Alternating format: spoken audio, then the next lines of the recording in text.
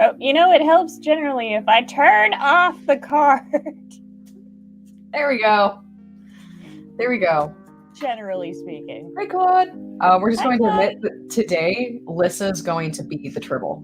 Lyssa is the Tribble. I am the Tribble today. She's the Tribbles today. I am the Tribble, which, hopefully that means there won't be electronic Tribbles. It's one way or the other, but not both. Fingers crossed. So far, so good. So far, our streaming hasn't been a problem here today, as it had been. Yeah. I gotta make sure Alec knows to kind of chill out downstairs. Although he actually did put away his gaming computer, and it's gonna stay away for a few weeks while we deal with some stuff. So yeah, he's actually gonna work at night. Oh my God. Yeah, that's a big deal. That's a big deal. So props to him. How is everybody doing tonight? Except for being completely fried and exhausted. How are you doing tonight, Lyssa? I mean, I have been on the go all damn day. This is the first time I've actually been able to sit down in my comfy chair. Yes. And then I've got my Rupture playtest group after this. So I need to make myself some Juju Crysstal. Yes, some energy drink. I know. I think I'm trying to think if I have a Red Bull in the fridge. I might, but I'm good. So this is hello, Rift Films. Dimensional Rift Films. That is a mood. That is a fucking mood. Hello, everyone. Yes, we're a little early today. Lyssa's got another stream right after this. So I hope everyone is having a great week so far. Thank you so much for joining us on this wonderful Thursday night for Two Geek Girls. Going to be a very chill, little bit less, and my rabbit's eating my wall. Probably fewer, what do we call it? Am I going to compare this to IQ points or neurons? Maybe just one where we don't have to use all of them tonight would be good. Let's just call it brain cells. That's a general consensus. We don't want to use all of them tonight. There are days I feel like I've tapped out all of them and I don't have many to spare tonight. So knowing how big my blonde moments can be, we're going to be nice and relaxed. Of course, we want to take any suggestions, any comments, questions, concern. The manager is in. If any of you in the comment section would like to join us, absolutely. Isn't the manager technically always in if I'm here? Because I'm the producer. Yes, it just depends on the mood. Screw it, I'm using my vape on stream tonight. Oh, did I lose her? Crysstal? There we are. Oh, there she is. I'm here. Just a glitch. Never mind, Alec. Okay, so we'll start with some of the great news. Hey, Donnie. How you doing? Hi, Donnie. Stephen, Claude, Dimensional Rift Films. Thank you so much. Let's start with the happy news. Of course, we are ecstatic that Jensen Ackles is part of some more pilots that have been ordered by CW. That's including the prequel Winchester series. Pilot has been ordered. Okay. Jensen will be involved. So, yay. I'm for it. I feel like Supernatural is one of those shows that as evident by the conventions, it's always going to have an audience. It's got its long storied history. How long was that show on the air? I mean, it's up there with some soap operas for how long, and wonderful characters. One of the best shows that had been put out in that time slot for more than a decade.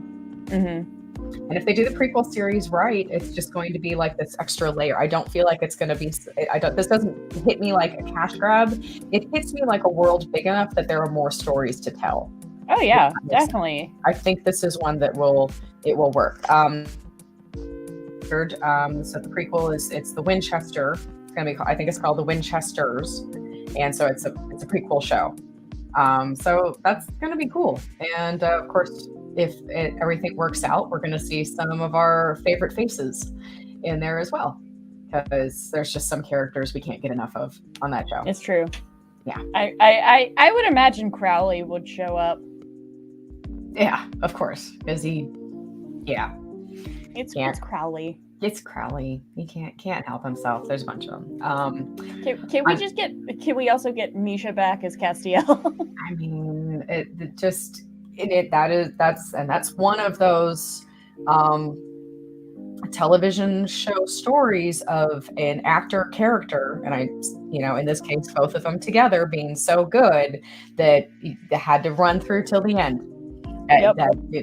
I'm sure that was just supposed to be a minor story arc, and turned into a main part of the cast, and rightfully so. Yeah. So yes, yeah, no, absolutely, again, the success of the conventions, these actors still going out there, it's a show that is very much in part with the fans.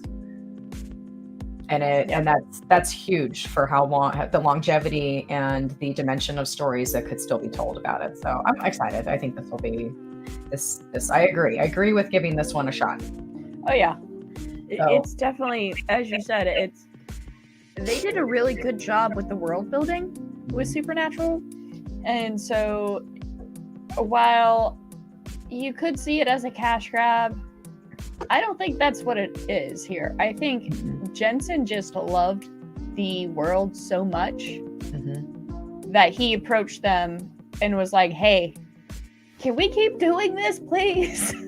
I think there's a lot of encouragement in these, people that have, I can only imagine the interactions they've had with people, the times they've been exposed to, because let's give it up to some really smart fans that can, see potential and see bigger stories, and also really just communicate what they want to see more of.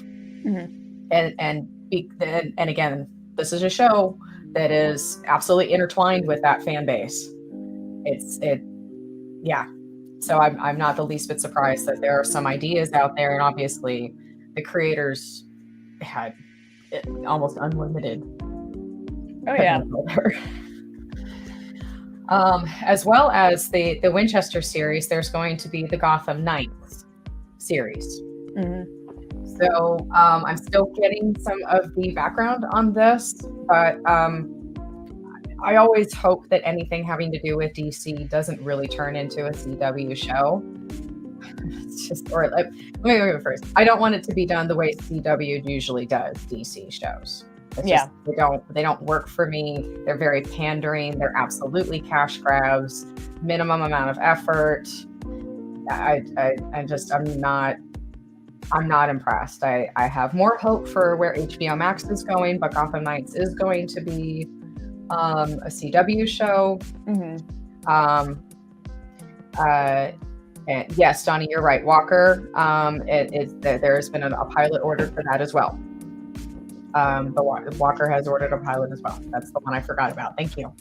Now, Gotham Knights. So the later seasons of Batman the Animated Series were at first informally called Gotham Knights. And this is where you had a lot more involvement from Tim Drake, Robin, and Batgirl, and Nightwing, and Batman, and those four taking over. It wasn't just Batman the Animated Series anymore. It was the family. For those later seasons. So no idea if that's the direction that they're going. No idea what's going to be in there, because we have.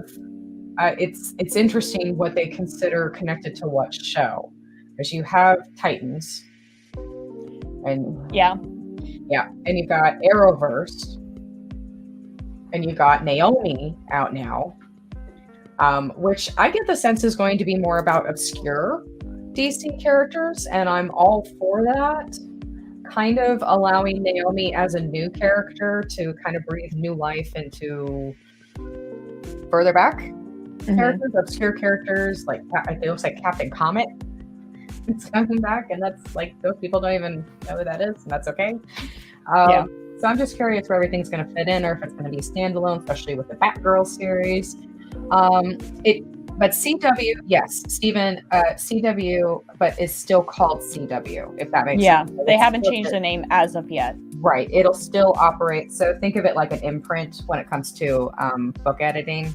So a lot of the studio systems are still kind of doing that, kind of like Disney Plus. Like Marvel is kind of inside of Disney. It's still Marvel. Yeah. So, yeah. I think that's what they're going to do. Well, it's also like Touchstone was for the longest time with Disney. Yeah. I think it has since merged to be part of the bigger Disney brand officially, but because it's been forever since I've seen anything that's been officially labeled Touchstone. Because Touchstone was the way to do more adult movies, like Pretty Woman. Yeah, and if I remember correctly, originally Nightmare Before Christmas was under the Touchstone label. That's entirely possible, because I think Tim Burton had done work with Touchstone before that. So that might make sense. Like, it's since it has been fully integrated as a Disney film. Right. But if I remember correctly, the VHS of Nightmare Before Christmas that I had definitely had the Touchstone label at the beginning. Yeah. So as of now, I don't, because the story that's running, and when they made the formal announcement that these pilots had been ordered, they're CW pilots. So it's gonna be interesting what happens there. So speaking of obscure, I think I only call this one obscure because I kind of remember in the 80s this character, but not really that obscure. So Madam Web from Marvel, the Spider Woman, Spider, that universe character, Dakota Johnson has been cast. Okay. For that movie. So moving forward with the casting, moving forward with the script, it's going to be interesting. There were 2 Madam Webs, if I remember correctly.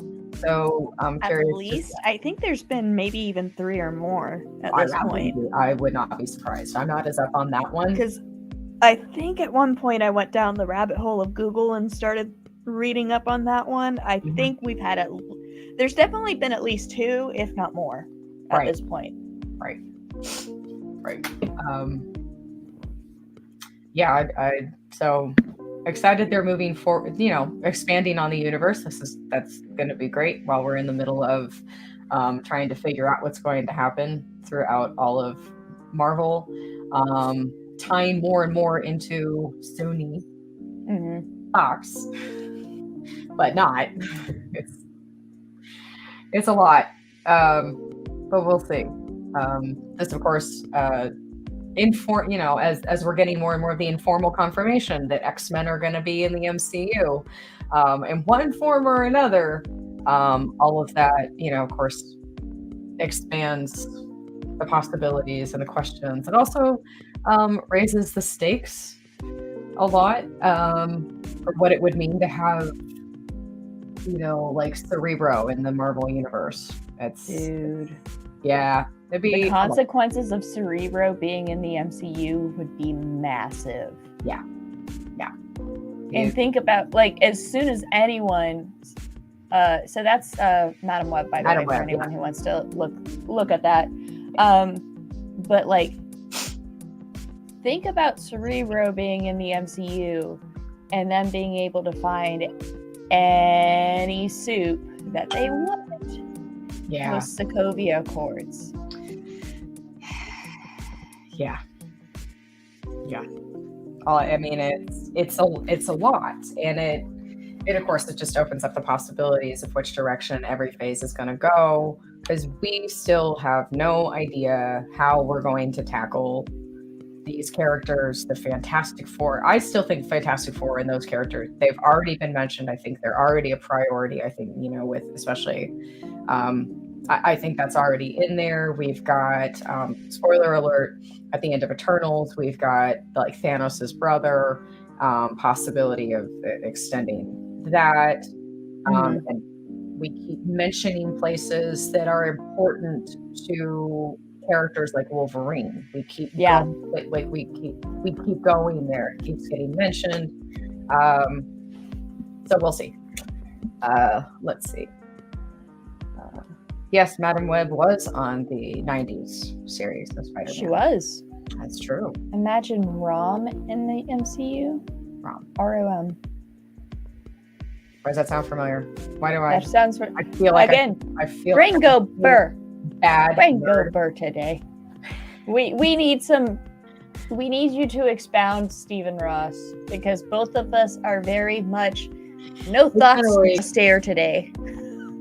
That feels like something I should know right off the bat, and I'm.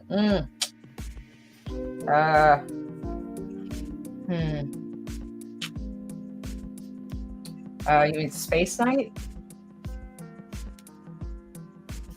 That may be it. But that's neither Fox nor Sony, if that's correct. Or that's Space Knight. I don't know. Yeah. Yeah. That's so. I think that's under Universal. I don't even think that. I think they're owned by somebody else entirely. I think Space Knight's owned by somebody else entirely. I don't think it's Sony or Fox. So that would also be interesting. I'd be curious who owns Space Knight right now.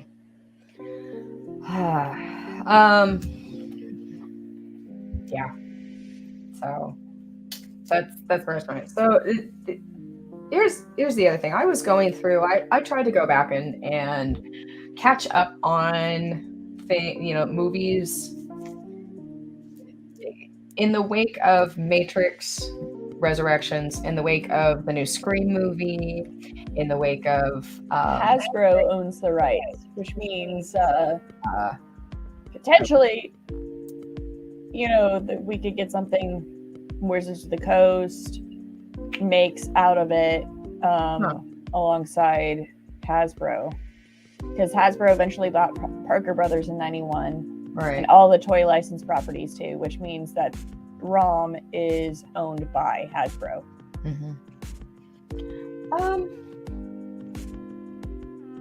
I don't know about Raimi coming back into this. He's just, I think, I don't know. That's a lot of food for thought right there. That's a good question.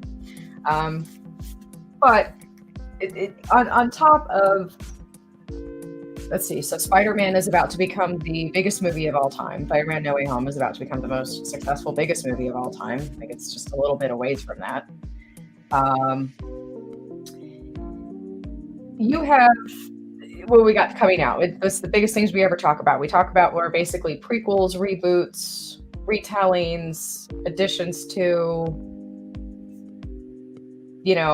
what we call like unoriginal. Is this all Hollywood's going to do? Is just recycle crap?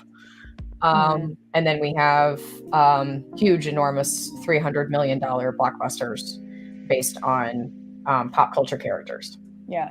Okay. That's so Hollywood, right? Real quick clarification. Yeah. Paramount technically had, if it was going to be made into a movie, right?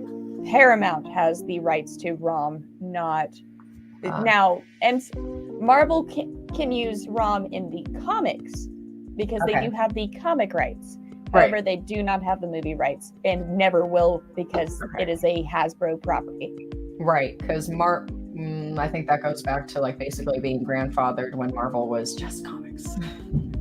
Oh, Jesus Christ. What? Really thunder? Loud thunder shake. Thunder? I was not expecting thunder. It's been raining all day, but I was not expecting thunderstorm. No, you expect a little bit of a buildup when it comes. I have no idea if that's going to come up here, but yes, it is raining it has been raining all day. It's cold, icy rain, all day. So, yeah. I just got startled by that, and also it shook the house.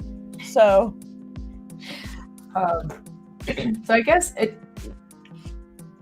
and No Way Home kind of did this. What I kind of say is there a case for the redemption of doing reboots or putting in sequels that have twists that kind of rewrite everything? Because you see it done in both good and bad. The good, No Way Home is very, kind of changes everything. It's not like it rebooted everything for Tobey Maguire or Andrew Garfield's Spider-Man, but Oh, it's yeah. certainly changed how we feel about the existence, and it changes Yeah. everything going forward. The fact that they acknowledged that these two universes still actually exist, that they are part of the MCU technically now. Right. Right. Opens a lot means of doors. A lot. Right. It changes context. Right. Because it used to just be the case that they were just standalone things. Oh yeah, we rebooted the series again, and we rebooted it again, and now we're rebooting it again. Right. No, now they are part of the MCU. Right. They are extended MCU series. So when we get Fantastic Four, when we get these ones, we're going to get this universe's version of that, while also kind of acknowledging and cleaning up the stuff we're not happy with in some form. Mm-hmm. So you have that level of it where you're just basically using multiverse, kind of like time travel. Terminator likes to use time travel to do that. And there's something to be said, as bad as Dark Fate was, there's something to be said for the idea of telling a new story. Yeah. In that universe. That's okay. Creating a universe where, okay, the computer succeeded, Skynet succeeded, so we have to try this again with somebody new. There's something to that. Okay, I'll give you that. Probably, and then you have just stories that kind of explain. A lot of movies that we grew up with had two-dimensional characters. They had, there wasn't a lot there. Even though they're an important part of pop culture, everybody saw them. They were really cool at the time. And this is going 80s, 90s. You have a lot of movies that just today wouldn't work. We look back on them and we're like, this is really shallow, but we have good memories watching it. So we watch it and it's just there. Not the smartest scripts, but Cobra Kai, one of the best examples of going back and kind of making something better than it was. There's a lot to Karate Kid. There were some fantastic moments. I still cry every time I see Pat Morita's performance when he talks about his wife and his baby. There's amazing things in these movies that people forget about. But the fact that they took such a risk, that's why it worked. It was such a risk. We're going to tell from the bad guy's point of view. And acknowledge that that two-dimensional character might have worked back then. Oh shit! Your lights just went out. Yeah, my lights just went out. I still have power because we're on battery backup. Yeah. And one of my lights is on battery backup, so. Yeah. Hey, Dom. Well then. We might have to end early. Mm-hmm. Obviously, if you have to go check on anybody, completely understood. My brother's here, so okay. We're good on that. But okay. Yeah, we just lost power. And the hilarity of still being able to stream during that, just because I'm prepared. Medical equipment and streaming, I'm good. Good. What more do I need? Look. I hate priorities. Prioritize. I'm no judgment whatsoever. This is me going, yes, I agree, 100%. Would have been me too. Well, either a car just hit a pole or the storm just knocked something out. Yeah. Well, I guess I'm gonna have to go ahead and apologize, guys, that we have to cut it so short. So sorry. So sorry, guys. Anyway, food for thought. Thank you guys so much for joining us. Check that battery, Lyssa. Hearts need power medically. Ba-dum-bum. Wah-ba-ba-da. Anyways, there you are. Thank you all for being here. I do apologize that this is cut very short. Very short. We'll pick up the discussion. Maybe we'll try again this weekend, or we'll pick up the discussion next week. But for all of you who come back all the time, I want to talk more about the case for redemption in bringing back old movies. Is there a case to be made for making movies from the 80s and 90s, either adding to the story or rebooting them? You all go off and discuss, and Lyssa's going to try and keep her house from blowing up. Yeah. I'm gonna see you guys next week. Thank you. Bye, guys.